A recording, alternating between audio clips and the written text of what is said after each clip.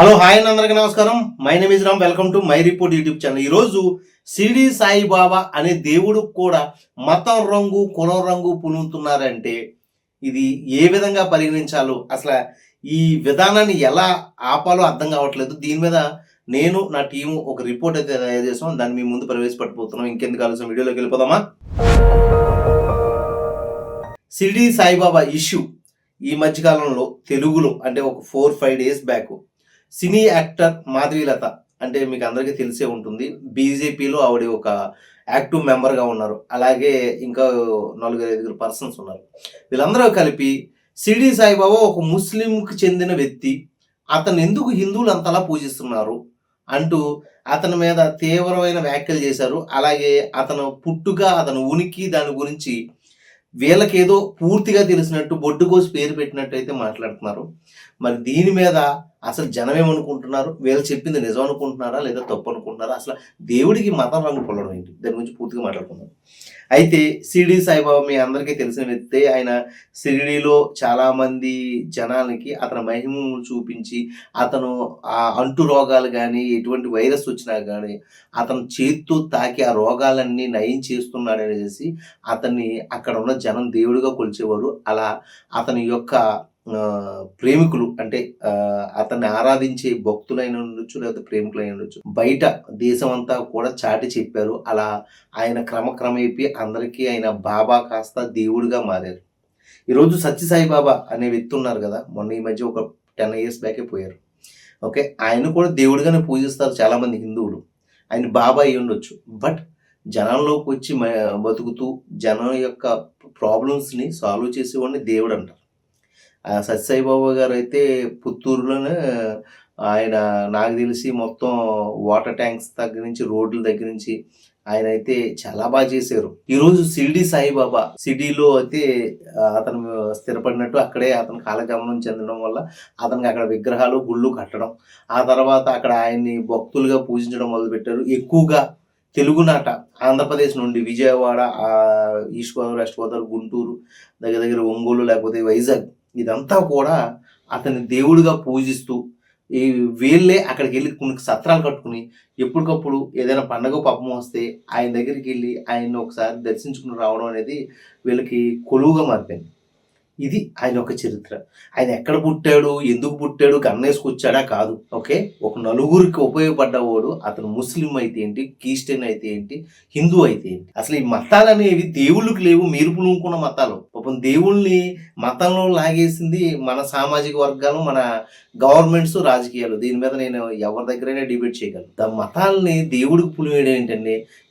ఏ శివుడు హిందూ అని చెప్పలా, మనం ఒక ప్రదేశంలో ఉన్నాం కాబట్టి అది హిందూ మతానికి క్రమక్రమేపీ ఆ భారతదేశంలో రాజులు అలా పరిపాలిస్తున్నప్పుడు ఇది హిందూ రాజ్యం అని, లేకపోతే ఒక బెత్లహంలో క్రిస్టియన్ పుట్టాడు కాబట్టి అక్కడ పుట్టిన ఆ ఏరియా బట్టి అది క్రిస్టియానిటీకి వచ్చిందని, అలాగే ఈరోజు ఈ ఎడారిలో పుట్టిన ముస్లిం మతం ఏదైతే ఉందో అక్కడ ఆ మతం యొక్క ప్రాతిపదిక అంటే ఏంటంటే అక్కడ అలా బతకడానికి వాళ్ళు ఇబ్బంది పడుతున్నప్పుడు ఒక దేవుడు ఉద్భవించి అతను అక్కడ వాళ్ళకి సమస్యల్ని సాల్వ్ చేసినప్పుడు అతను అక్కడ దేవుడిగానే కొలుస్తారు.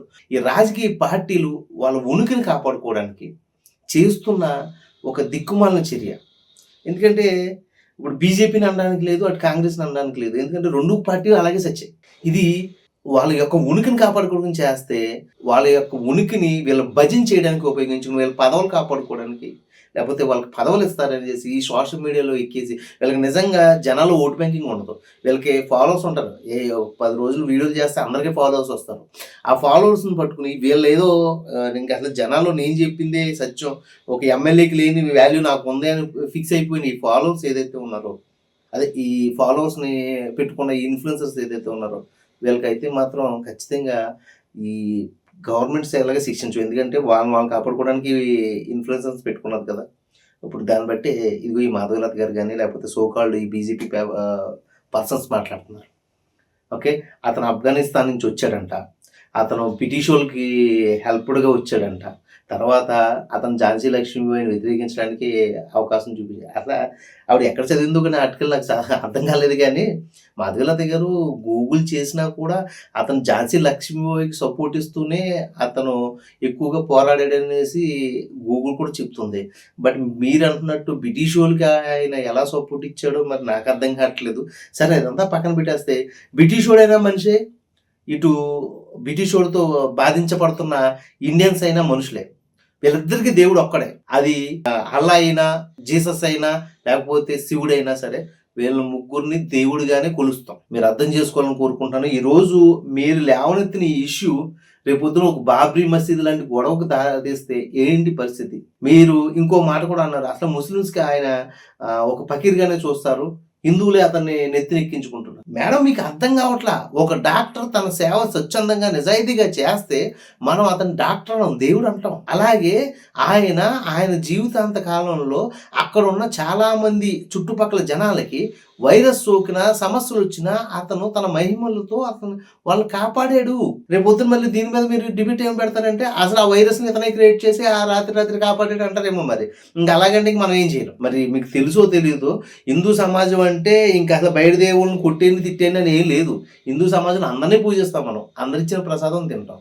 వాళ్ళకి లేకపోవచ్చు, బట్ మనకు ఉంది అని మీరు గ్రహిస్తే బాగుంటుంది. ఓకే, ఒకవేళ వాళ్ళు ఏమైనా విమర్శిస్తే ఇప్పుడు బాబ్రీ మసీదులను గొడవలోకి వచ్చినప్పుడు మాదే గొప్ప అనుకున్నప్పుడు మేమందరం తిరగబడతాం. అంతేగాని వద్దు అనే గొడవలను తీసుకొచ్చి జనాల్లో పులిమి తిరగబడతామంటే ఎంతవరకు సమంజసం? మాధవీలత గారు లేకపోతే సోకాల్డ్ బీజేపీ పర్సన్స్ ఇది మాధవీలత గారు చేశారని నేను అంటలా.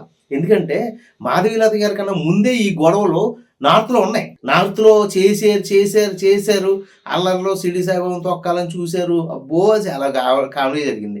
అది అయిపోయిన తర్వాత ఇప్పుడు తీసుకొచ్చి ఎక్కువగా తెలుగు వాళ్ళు పూజిస్తున్నారు, ఎక్కువగా సౌత్లోనే ఉంది అని చెప్పి ఇదిగో ఇటు తీసుకొచ్చారు. ఇది ఈ మాధవీలత గారు చేసిన అపోహ అంటే, లేకపోతే మాధవీలత గారు చేసిన అబ్జెక్షన్ షిరిడి సాయిబాబు గారి గురించి. దయచేసి ప్రజలు దీన్ని అర్థం చేసుకోవాలి. మేడం మీకు ఇంకో విషయం అర్థం కావట్లా. ఈరోజు షిరిడి సాయిబాబా విగ్రహాలు లేకపోతే గుళ్ళు ఇక్కడ పడితే అక్కడ ఆంధ్రప్రదేశ్లో ఉన్నాయి, తెలంగాణలో కూడా చాలా చోట్ల ఉన్నాయి. ఈరోజు అన్నదానం జరుగుతుంది. అది మతానికి అతీతంగా ప్రతి ఓడు ఆకలి అని వెళ్ళి ఓడికి అక్కడ అన్నదానం జరుగుతుంది. అన్నదానం జరిగినప్పుడు అక్కడ ఆకలి నిండితే అతనే దేవుడు.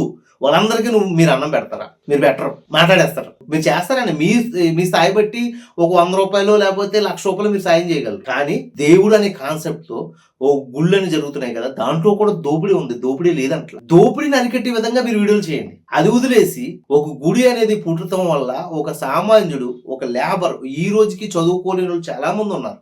ఆ చదువుకోలేని వాళ్ళు ఏదో రకరకాల అష్టకష్టాలు పడుతూ ఒక ఉన్నవాడు వాళ్ళని తొక్కేస్తుంటే ఆ మధ్యలో దేవుడు అనే కాన్సెప్ట్తో వాళ్ళకి ఆ అన్నం ముద్దైనా దొరుకుతుంది. అక్కడ ఆ దేవుని పూజించడానికి వెళ్ళినప్పుడు ఒక బ్రాహ్మణో లేకపోతే అక్కడ పనిచేసే ఒక సెక్యూరిటీకో ఉద్యోగ ఉపాధి దొరుకుతుంది. వీళ్ళందరూ కూడా ఆ దేవుడు యొక్క ప్రాప్తితోనే బతుకుతున్నారు. ఏదైనా గొడవ సృష్టించడం కానీ గొడవను ఆపడానికి ట్రై చేయండి మేడం. గొడవను ఆపడానికి ట్రై చేయకుండా గొడవనే సృష్టించే ఎక్కిలినౌన్ అవుతే అది చాలా అసహ్యంగా ఉందండి. ప్రతి వాడిని విమర్శించేసి రాత్రి అన్వేష్ గురించి చేయండి. అన్వేష్ తిట్టింది తప్పు. 100% అన్వేష్ అనేవాడు రాంగ్ పర్సన్. అటువంటి వాడి కోసం మీరు గలమెత్తి పోరాడని మీ వెనకాల మేమందరం ఉంటాం. హిందూ మతాన్ని తిట్టేవాడు, అసలు మతం అనేదాన్ని తిట్టేవాడు. మతం అనే కాన్సెప్ట్ ఏంటనుకుంటున్నారు? 10 మందికి దారి చూపే విధానాన్ని మతం అంటారు. ఈ విధంగా మాట్లాడడం మానేసి అబ్బే ఆడెవడో మనకు ముస్లిం అండి, ఆడు మనకు దేవుడు కాదు. ముస్లిం అయితే బిబి నాంచారమ్మ గారు ముస్లిమే. తీసుకొచ్చి పెద్ద జీయర్ స్వామి గారు మన వెంకటేశ్వర స్వామికి ఇచ్చి పెళ్లి చేశారు కదా. ఎందుకు? ఆవిడ మన దేవుణ్ణి పూజించింది, ఇష్టపడింది, అక్కడే ఆవిడ స్వర్గస్రాలయ్యింది. అప్పుడు ఆయనకు అర్థమైంది, అరే ఆవిడ అతను ప్రేమించింది అని. దేవుడు వద్దన్నాడా? నాకు గుడి కట్టొద్దన్నాడా? లేకపోతే బీబీ నాంచారాం విగ్రహం తీసుకొచ్చి పక్కన పెట్టొద్దన్నాడా? దేవుడు అన్న కూడా అందరినీ సమానంగా చూస్తాడు. అది చూసి భక్తి భావన ఉంటుంది. అతను భర్తగా చూసుకుంది కాబట్టి అతను భార్యగా స్వీకరించాడు. అదే నేను భక్తుడిగా ఒక ఆంజనేయ స్వామిలాగా దేవుని చూశాను కాబట్టి నన్ను భక్తుల్లో చూస్తాడు. నాకు చేయవలసింది నాకు చేస్తాడు, మీకు చేయవలసింది మీకు చేస్తాడు. ఇంకా మీరు ఏదేమన్నా ఉన్నారో నాకు తెలియదు, కానీ మీరు మాత్రం గొడవలు అయితే సృష్టిస్తున్నారు. ఈ గొడవలు ఇక్కడితో ఆపడం చాలా మంచిదని కోరుకుంటున్నానండి. జనాలు ఎర్రిబాగులోళ్ళు కాదు, అందరికీ అన్నీ తెలుసు. వాళ్ళు ఏ టైం వస్తే ఎవరికి ఓటు కొద్దాలో కూడా తెలుసు. వాళ్ళు ఈ టైంలో బీజేపీ గవర్నమెంట్‌కి ఓటేస్తున్నారంటే పూర్తిగా బీజేపీ గవర్నమెంట్ యొక్క ఆలోచన రీతిని వాళ్ళు అర్థం చేసుకున్నారు. అలాగనేసి ఎంతసేపు వాళ్ళ యొక్క భావజాలాన్ని హిందూ మతంతో ముడిపెట్టి తిప్పేద్దాం అనుకుంటే మాత్రం సమంజసం కాదు అని చెప్పడానికి ఈ వీడియో అండి. ఈ వీడియో ఇక్కడున్న ఫాలోవర్స్ గానీ, యూట్యూబర్స్ గానీ అర్థమై ఉంటాయి.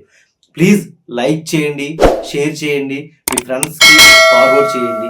దయచేసి మీరు వీడియో చూస్తున్నారు కానీ సబ్స్క్రైబ్ చేసుకోవట్లేదు. ప్లీజ్ సబ్స్క్రైబ్ చేసుకోండి. ఇటువంటి ఇంపార్టెంట్ వీడియోలని మీరు నలుగురికి పాస్ చేస్తే ఖచ్చితంగా దీంట్లో ఉన్న నిజం బయటపడుతుంది. ప్రజలకు అర్థమవుతుంది. దాన్ని బట్టి వాళ్ళ యొక్క డిసిషన్స్ ఆలోచన లెవెల్ మారుతుంది. నెక్స్ట్ వాళ్ళు ఓటు హక్కు అనేది ఎంత ఇంపార్టెంటో తెలుసుకుంటారు.